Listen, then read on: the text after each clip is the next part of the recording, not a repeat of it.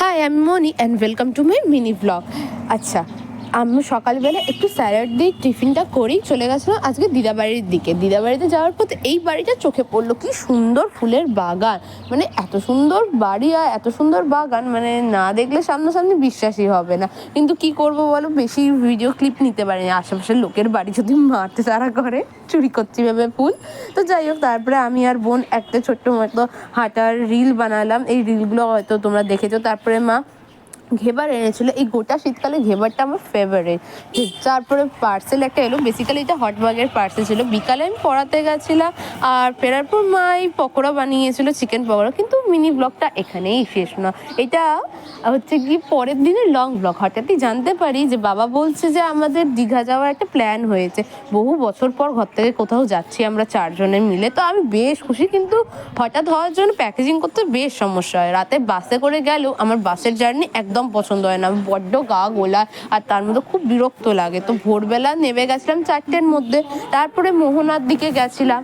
তারপরে ভোরবেলার দিকে মোহনার দিকে যাওয়ার কারণে বড্ডই ঠান্ডা ছিল। তো যাই হোক, প্রচুর বড় বড় ঢেউ আসছিল সেদিনকে। আমরা দুবোন বেশ অনেকগুলো ভিডিও করেছি। তারপরে হাঁটতে হাঁটতে আমরা অনেকটা ভেতর দিকে চলে গেছিলাম। খুব সুন্দর জায়গাটা ছিল। তবে তারপরে গেছিলাম মাছের বাজার।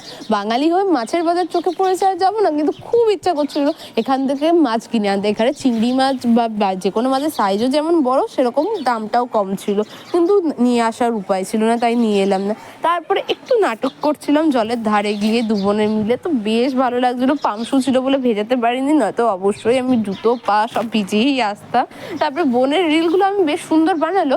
এবারে বদমাসটা আমার রিলগুলো খুব বিচ্ছিরি বানিয়েছিল, আমার একটাও ভালো লাগেনি। খুব শয়তান মেয়ে একটা। তারপরে আমরা গেছিলাম, আর একটু বেলা হয়ে টিফিন সেরে গেছিলাম এখানকার জগন্নাথ মন্দিরে। পুরীর জগন্নাথ মন্দিরের হুবহু নকল করেও কিছুটা এখানে বানানো হয়েছে দীঘার জগন্নাথ মন্দির। খুব সুন্দর মন্দিরের এলাকা। মন্দিরটা তো দেখার মতো ছিল, আমার তো খুবই ভালো লেগেছে। তোমরা যদি কেউ গিয়ে থাকো তাহলে কমেন্ট বক্সে অবশ্যই জানিও যে তোমাদের কেমন লাগলো। আমার তো খুবই ভালো লেগেছে। তারপরে আস্তে ধীরে চলে গেলাম আমাদের প্রভু জগন্নাথ দেবের দর্শনের জন্য। বাবার সাথে গেছিলাম, বাবা আর আমি আর আমার বোন গেছিলাম। তো খুব সুন্দর সব কিছু দেখার পর আবার দুপুরবেলা আমরা খাওয়া দাওয়ার দিকে বসেছিলাম। খাওয়া দাওয়ায় অনেকগুলো আইটেমই ছিল আমাদের দুপুরবেলা, সবটা ক্যাপচার করা হয়নি। তো তারপরে ইনি হচ্ছেন কি আমাদের শ্রী শ্রী জগন্নাথ দেব, জয় জগন্নাথ। তারপরে আমরা বাড়ি এসে স্নান করে, মানে হোটেল রুমে ফিরে স্নান টান করে আমরা দুপুরে খাবারে বসেছিলাম। বললাম প্রচুর খাবারের আইটেম ছিল, কিন্তু সবটা ক্যাপচার করা হয়নি কারণ আমি খেতে বেশ ব্যস্ত ছিলাম। মানে প্রচুর প্রচুর প্রচুর আইটেম ছিল। তারপরে আমরা আবার বিকালে চলে গেছিলাম ওল্ড দীঘাতে। এটা আমরা নিউ দীঘাতে স্টে করেছিলাম, বাট আবার গেছিলাম ওল্ড দীঘাতে। ওখানে গিয়ে আমার বোন ঘোড়ার পিঠে উঠেছিল। তো আমি প্রথমবার দেখলাম ঘোড়ার পিঠে গাধাকে। তো দেখে এই অনুভূতিটা আমার বেশ ভালো লেগেছে, ঘোড়ার পিঠে গাধা। আমিও উঠেছিলাম, কিন্তু সেই ভিডিওটা বললাম আমার বোন একটা ভিডিও।